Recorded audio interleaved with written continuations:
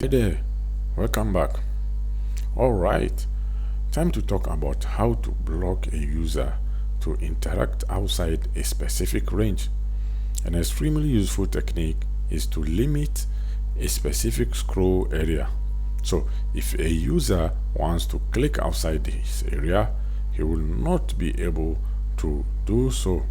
You already learned how to protect an entire workbook, sheet, or cells by this example method using only a specific option from the Visual Basic Editor window.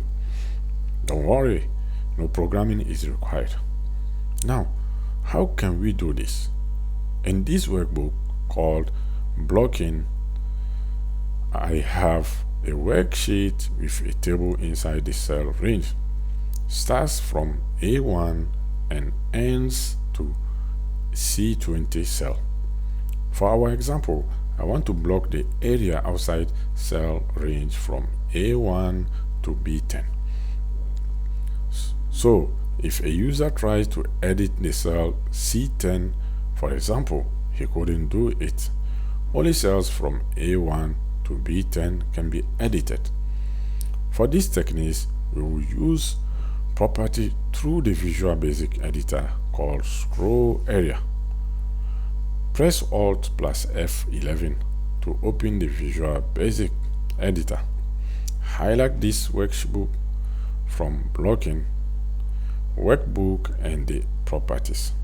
The panel finds the Scroll Area box.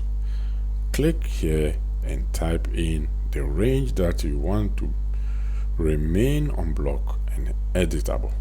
So, type A1 to B10. Click somewhere else and you will notice that Excel added a $sign in front of the cells, so it converts them to an absolute reference.